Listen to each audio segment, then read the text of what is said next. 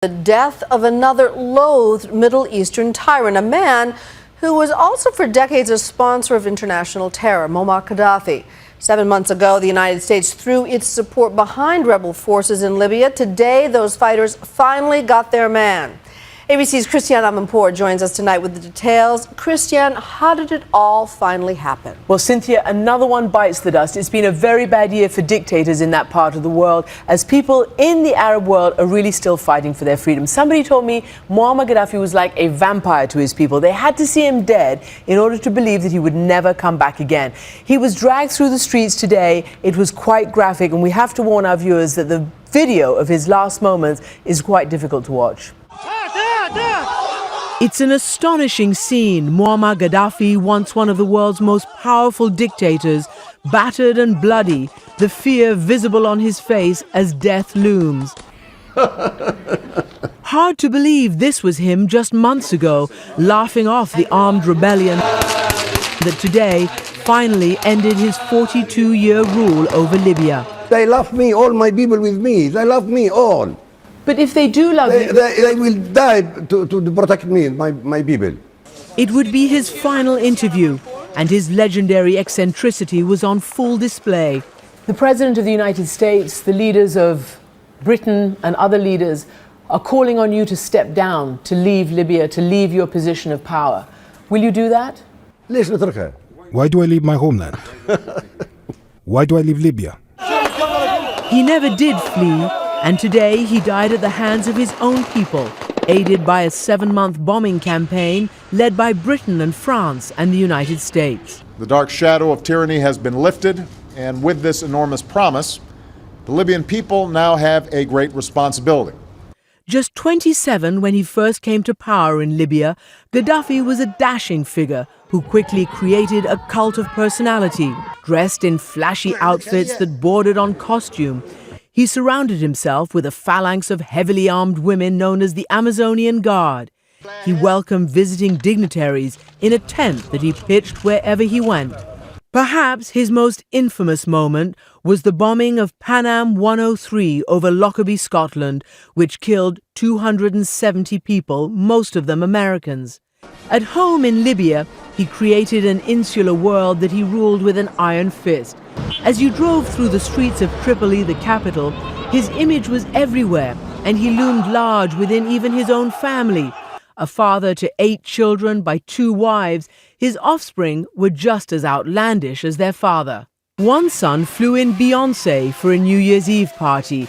Another kept a pet lion at the Tripoli Zoo, and Gadhafi's glamorous daughter Aisha, with her dyed blonde hair, was known as the Claudia Schiffer of North Africa. So what was it like to live in Gadhafi's world? Tonight, we bring you an exclusive look from a very unlikely source. No, for me it was all opportunity. Meet Jacqueline Fraser, a young American woman who became a member of the inner circle, and from there, watched the regime slowly unravel. What is a blonde American girl from Vermont doing in the heart of darkness? How did you end up in Libya? A mutual friend in Los Angeles who introduced me to Saadi Gadhafi. Saadi Gadhafi was long considered a playboy, even among his high-living family. He had left Libya for Europe, where he had a brief and unspectacular career as a professional soccer player. But by last year, he had returned to Libya with the intention of helping to create new business in the country. And I was hired to be a liaison between incoming American companies for a project he was working on. And when you got to Tripoli, what did you think? I mean, the plane landed, you got out for the first time. What was going through your mind? It was surreal. I saw very few women were out and about on the streets and in my environment as I kind of navigated the streets of Tripoli. And what was that like, being the only foreigner, being a woman, being American and blonde? Everywhere you go, they're very welcoming in Libya. They love, and anyone who's coming in, it shows, I think, a sign of prosperity that their country is coming up. So they love to see maybe a blonde American woman represents the future to them. And Jackie felt good about the future of Libya as foreign investment rolled in. And she says the Gaddafis always treated her well. I didn't feel the oppression or the kind of culture of paranoia that you would as a typical Libyan. So I saw the best parts of Libya. So when did you become aware? Did you become aware of the the dark side of the Gaddafis. I knew of the dysfunction within the family early on because I knew there was a lot of competition. Over what? Over attention from the father, success, the chance to prove that they were not only a good son, but a good leader. There were times when he would favor one son, and that son would feel very confident, and then the father would change favor and favor another son, and that created fissures within their family. Soon her concerns were much bigger than family dynamics. The country had started to buck under Gaddafi's rule, and there were the stirrings of a revolution in eastern Libya. How did you perceive the first rumblings of the uprising? Very little. I think that's one of the reasons that plays into this kind of denial factor for the family and for the Libyans, was there was very little rumblings. So when Tunisia fell and when Egypt fell, with two countries on both sides falling, I asked the question many times, what is your plan? What is happening? And I saw nothing. Was it scary? It wasn't scary until the day after it happened, after the revolution, where we knew things were really starting to move. And yes, that was scary. She says Gaddafi and his family were in denial.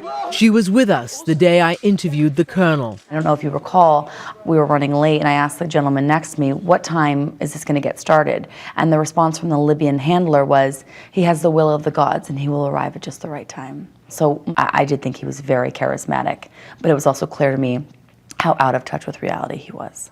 But did they believe it when they heard people saying inside, down with Gaddafi, we want him out? I don't think so.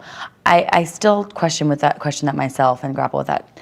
I don't think that they believed it, A, and B, I don't think many people were telling them that they were not liked.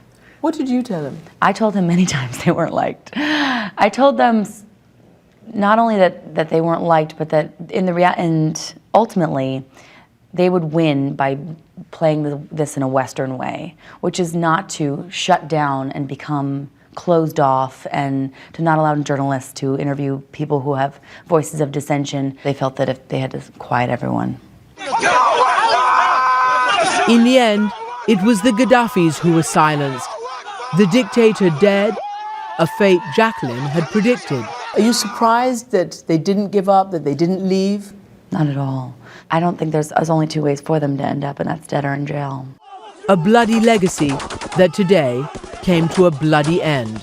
For Nightline, this is Christiana Manpour.